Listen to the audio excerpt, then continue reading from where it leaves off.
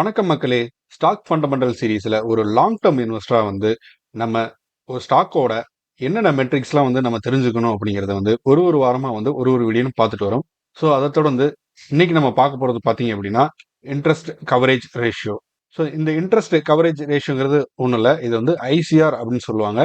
இது ஒரு முக்கியமான ஒரு ஃபினான்ஷியல் மெட்ரிக்ஸா பார்க்கப்படுது. ஒரு கம்பெனி அவங்களோட அவுட்ஸ்டாண்ட் டெபிட் அதுக்கு அகெயின்ஸ்டா அவங்க பே பண்ணக்கூடிய இன்ட்ரெஸ்ட் எத்தனை மடங்கு இருக்குது அப்படிங்கிறது காட்டுறதான் இந்த ஐசிஆர் அப்படின்னு சொல்லுவோம். ஃபார் எக்ஸாம்பிள் எடுத்துக்கிட்டோம் அப்படின்னா, ஒரு கம்பெனி அவங்களோட ஏர்னிங் இருக்கு, அந்த ஏர்னிங்கை வச்சு அவங்களோட ஒரு பர்டிகுலர் ஸ்பெசிபிக் டைம் பீரியட்ல இருக்கக்கூடிய கடனுக்கான வட்டியை எத்தனை மடங்கு அவங்களால பே பண்ண முடியும் அப்படிங்கிறத தீர்மானிக்கிறது தான் இந்த ஐசிஆர், இன்ட்ரெஸ்ட் கவரேஜ் ரேஷியோ அப்படின்னு சொல்லுவோம். இதோட ஃபார்முலா பார்த்தீங்க அப்படின்னா interest coverage ratio equal to EBIT EBIT divided by interest expense. EBIT எபிட்ங்கிறது பார்த்தீங்க அப்படின்னா earning before interest and tax. இது பார்த்தீங்க அப்படின்னா ஒரு கம்பெனியோட ப்ராஃபிட்ங்கிறது பார்த்தீங்க அப்படின்னா அவங்களோட இன்ட்ரெஸ்ட், டாக்ஸு, அந்த பேமெண்ட்டோ இல்லை டெபிட்டோ பண்ணுறதுக்கு முன்னாடி இருக்கக்கூடிய அந்த ஏர்னிங் தான் ப்ராஃபிட்டை தான் ஏர்னிங் பிஃபோர் இன்ட்ரெஸ்ட் அண்ட் டாக்ஸ்னு சொல்லுவோம். இன்ட்ரெஸ்ட் எக்ஸ்பென்ஸுங்கிறது பார்த்தீங்க அப்படின்னா ஒரு குறிப்பிட்ட கால இடைவெளியில் அவங்க வச்சிருக்கக்கூடிய ஒரு கடனுக்கு அவங்க செலுத்தக்கூடிய வட்டியை தான் இன்ட்ரெஸ்ட் எக்ஸ்பென்ஸ் அப்படின்னு சொல்லுவோம். ஸோ இதுக்கு ஒரு எக்ஸாம்பிள் நம்ம எடுத்துக்கிட்டோம் அப்படின்னா எக்ஸுங்கிற ஒரு கம்பெனி பார்த்தீங்க அப்படின்னா 2023 ஒரு ஃபினான்ஷியல் இயர்ல அவங்களோட இபிஐடி எபிட் பார்த்தீங்க அப்படின்னா 5 லட்சமா இருக்குது. இன்ட்ரெஸ்ட் எக்ஸ்பென்ஸ் பார்த்தீங்க அப்படின்னா 1 லட்சமா இருக்குது. ஸோ ஃபார்முலா படி பார்த்தீங்க அப்படின்னா 5 லட்சம் டிவைடட் பை 1 லட்சம் ஈக்குவல் டு 5. ஸோ அந்த கம்பெனி அவங்களோட ஏர்னிங்கை வச்சு அவங்களோட இன்ட்ரெஸ்ட்டை 5 டைம் அவங்க பே பண்றதுக்கான ஒரு கெப்பாசிட்டியில இருக்கிறாங்க. ஸோ இந்த எத்தனை மடங்கு அவங்களால பே பண்ண முடியுங்கிறத கண்டுபிடிக்கிறது தான் இந்த இன்ட்ரெஸ்ட் கவரேஜ் ரேஷியோ அப்படின்னு சொல்லுவோம்.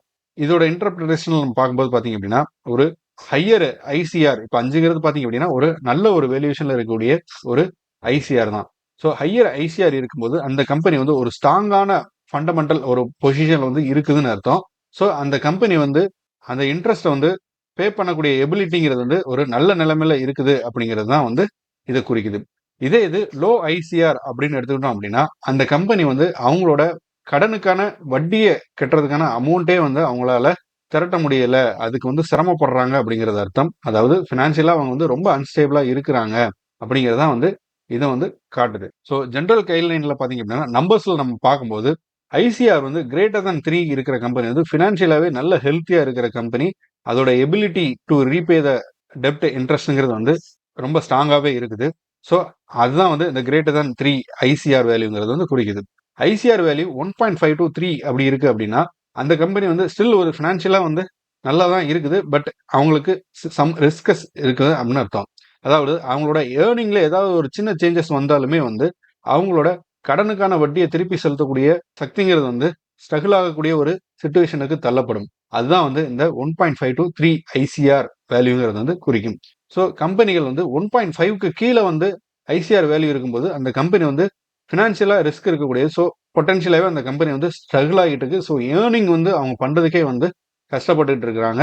அவங்களால அவங்க வாங்கின கடனுக்கான வட்டியை செலுத்த முடியாம ஸ்ட்ரகிள் ஆகிட்டு இருக்காங்கிறது தான் இந்த ஐசிஆர் 1.5 லெஸ் தான்ங்கிற வேல்யூ குறிக்குது.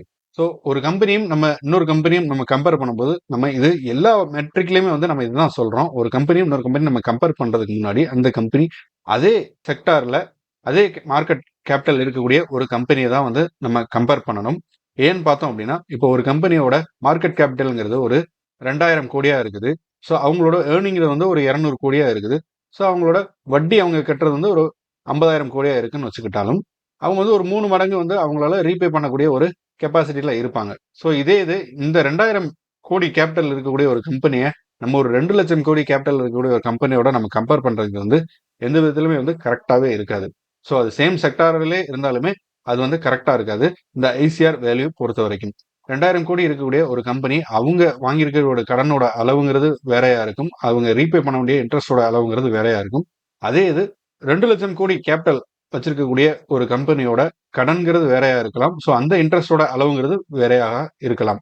அதுக்கான பாசிபிலிட்டிஸ் நிறையவே இருக்குது.